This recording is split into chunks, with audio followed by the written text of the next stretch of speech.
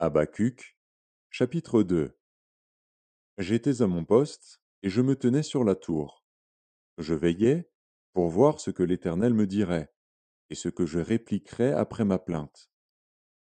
L'Éternel m'adressa la parole, et il dit, Écris la prophétie, grave-la sur des tables, afin qu'on la lise couramment, car c'est une prophétie dont le temps est déjà fixé.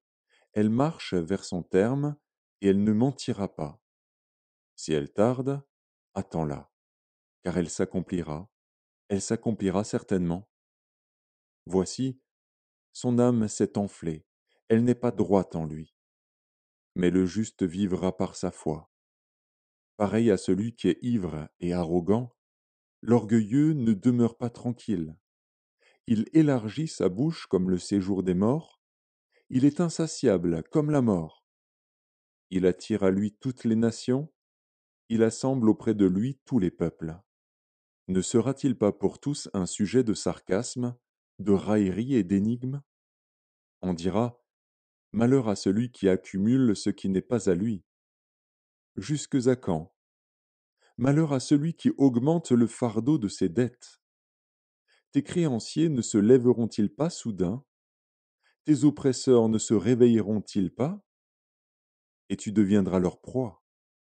Parce que tu as pillé beaucoup de nations, tout le reste des peuples te pillera. Car tu as répandu le sang des hommes, tu as commis des violences dans le pays contre la ville et tous ses habitants. Malheur à celui qui amasse pour sa maison des gains iniques, afin de placer son nid dans un lieu élevé pour se garantir de la main du malheur. C'est l'opprobre de ta maison que tu as résolu, en détruisant des peuples nombreux, et c'est contre toi-même que tu as péché. Car la pierre crie du milieu de la muraille, et le bois qui lie la charpente lui répond. Malheur à celui qui bâtit une ville avec le sang, qui fonde une ville avec l'iniquité. Voici, quand l'Éternel des armées l'a résolu, les peuples travaillent pour le feu, les nations se fatiguent en vain, car la terre sera remplie de la connaissance de la gloire de l'Éternel, comme le fond de la mer par les eaux qui le couvrent.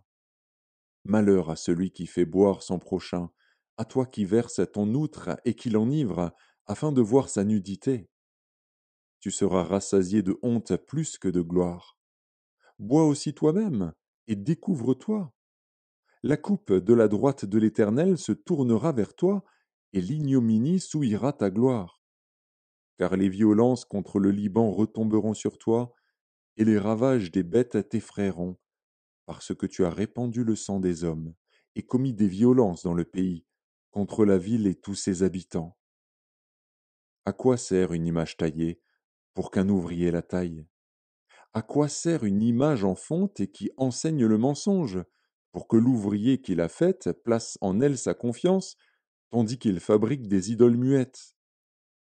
Malheur à celui qui dit au bois, Lève-toi, à une pierre muette, réveille-toi. Donnera-t-elle instruction? Voici, elle est garnie d'or et d'argent, mais il n'y a point en elle un esprit qui l'anime. L'Éternel est dans son saint temple. Que toute la terre fasse silence devant lui.